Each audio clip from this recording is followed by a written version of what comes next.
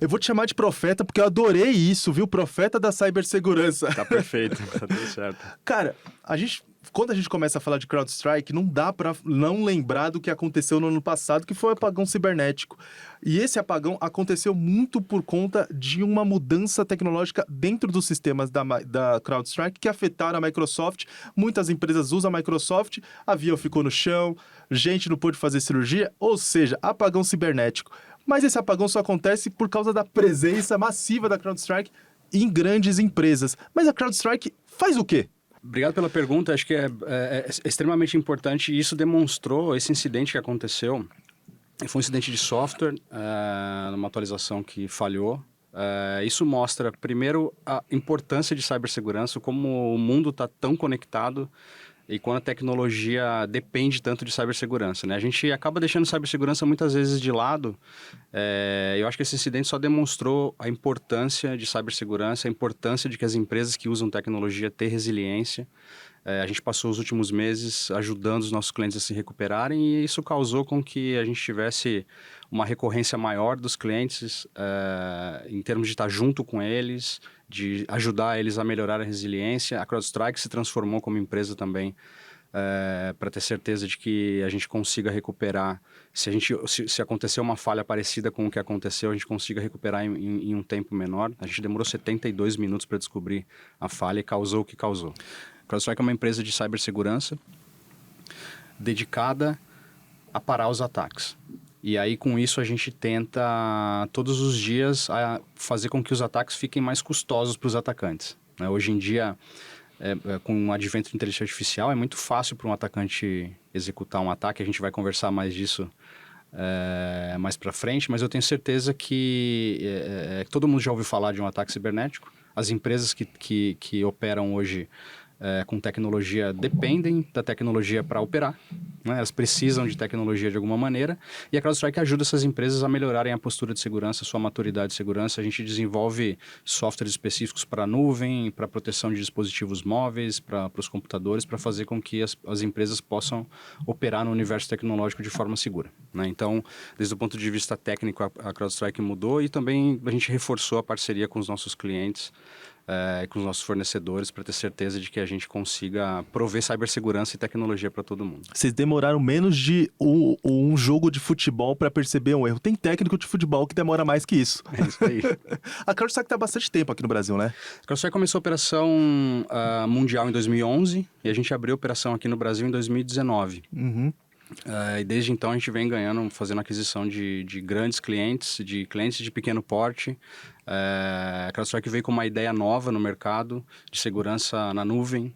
Essa segurança prestada desde a nuvem, embarcada com serviços onde a gente consiga ajudar os clientes a melhorarem a maturidade, faz com que eles possam adotar mais tecnologia e, consequentemente, ajuda a gente no nosso dia a dia. Uhum. Né? O que a gente faz hoje que não é tocado por tecnologia de alguma forma? Exato. Então, isso mostra a importância da cibersegurança. Não existe tecnologia sem ter cibersegurança. Exato. Confidencialidade, disponibilidade e integridade são pilares fundamentais para fazer com que a tecnologia funcione. Uhum. Foi bom você ter citado que a tecnologia faz parte do dia a dia e não existe tecnologia sem cibersegurança, porque recentemente uma descoberta do mundo da cibersegurança assustou muita gente que usa tecnologia. Descobriram um vírus que funciona nos iPhones, que foi o primeiro vírus a fazer isso, que invade a galeria de fotos das pessoas em busca de print screen. Isso eu nunca vi, sabe? Mas com um objetivo específico de encontrar senhas, passwords, credenciais, e daí envia para um servidor. E isso fez com que muita gente duvidasse daquela crença de que iOS, macOS, enfim, coisas da Apple são melhores do que Windows, Google e Android.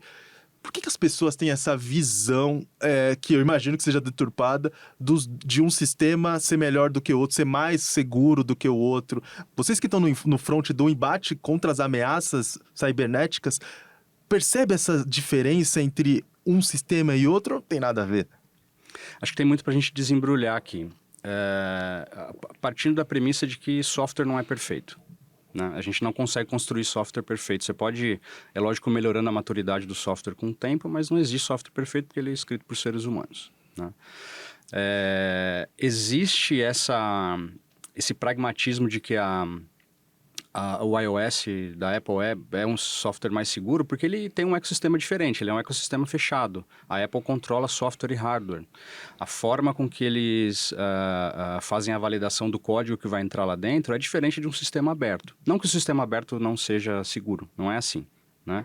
Mas a Apple conseguiu, historicamente, desde a sua fundação, manter um ecossistema fechado e isso fez com que o escrutínio que o software que vai entrar dentro do sistema operacional da Apple tenha, fique melhor. A qualidade do software que se escreve para a Apple, obviamente, é melhor porque ela precisa passar por uma série de controles e quem veta é o próprio fabricante, que é a Apple. Né? Mas voltando ao tema inicial, não existe software perfeito. Né? A Apple conseguiu, ao longo de todo esse tempo, construir essa reputação, não é à toa. A gente percebe, quando fala-se de vírus para celular, por exemplo, há muitos anos se fala de vírus para Android, né?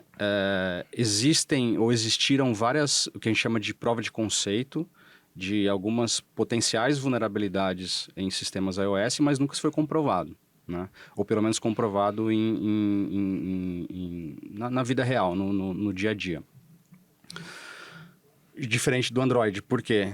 Várias lojas que não são autorizadas, né? A Apple estava tentando controlar, né? Todo mundo sabe, para baixar um aplicativo da Apple, você tem que baixar da App Store, da não tem Apple outro Store, jeito. exatamente. No sistema mais aberto, as pessoas baixavam coisas de outras lojas, onde vai saber se o que poderia entrar por ali, né? O que aconteceu especificamente nesse caso, Elton, é que a gente suspeita de os pesquisadores que investigaram esse incidente, hoje a comunidade inteira está olhando, se suspeita de um ataque de cadeia de suprimentos. O que é isso? O que é isso? Não necessariamente ou exatamente o software era malicioso. Então, existem-se duas hipóteses de que o desenvolvedor que escreveu aquele software que continha esse código malicioso, ele usou uma biblioteca pública, que estava pública porque ela já era maliciosa, a biblioteca em si estava infectada, e aí quando o usuário instala aquele aplicativo, aquela biblioteca passa a figurar dentro do software e ela estava fazendo essa varredura por trás. Né? A outra hipótese, que é o ataque de cadeia de suprimento, é que o fornecedor foi atacado e aí injetaram aquele código lá dentro para aquele software ser o pivô dessa busca. Na verdade, o que o software estava buscando era frases mnemônicas. Frase mnemônica, para quem não sabe, é aquela forma que a gente usa para gravar coisas na época da escola, da faculdade. Quem é da área de tecnologia conhece a frase mnemônica chamada ASTREF, que é o jeito de você lembrar como que se fala a camada OSI. Né? Apresentação, aplicação, sessão, transporte, enfim. Existem frases mnemônicas de várias formas. Eu ia recitar uma agora, só que eu esqueci. Você sempre esquece quando você precisa, claro. Né? Mas a frase mnemônica, ela existe para isso. Por que eu estou falando sobre a frase mnemônica? Esse software, esse pedaço de código malicioso do software, ele estava buscando por frases mnemônicas, que é o jeito que se cria a chave de recuperação de criptomoeda. Ele não estava buscando qualquer senha, ele estava buscando uma senha específica para roubar a criptomoeda dos desavisados. Exatamente. O que é um costume muito comum e errado das pessoas quando vão fazer... Né, você precisa criar essa chave mnemônica para ter a recuperação se você perder a senha.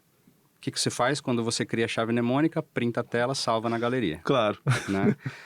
Desde o ponto de vista de usabilidade, é perfeito. E frases mnemônicas ou chaves de backup, existem vários... Depende do software, ele vai usar um termo ou outro, mas isso é uma prática. Né? E é uma prática também do usuário acabar salvando isso e guardando na galeria de fotos, né? O que não é uma prática desde o ponto de vista de cibersegurança correta de se fazer, haja visto o que aconteceu agora com o Sparkcat.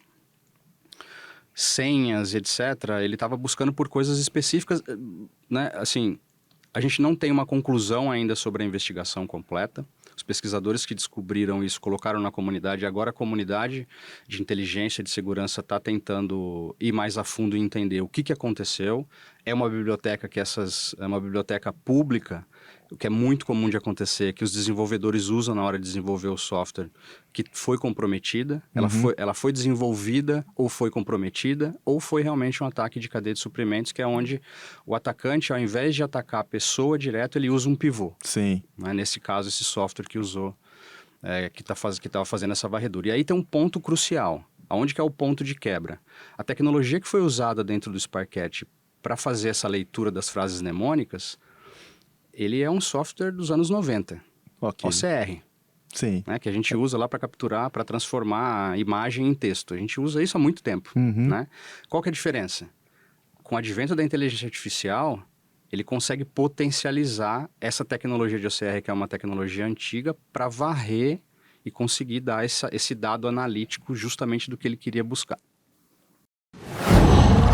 Qual?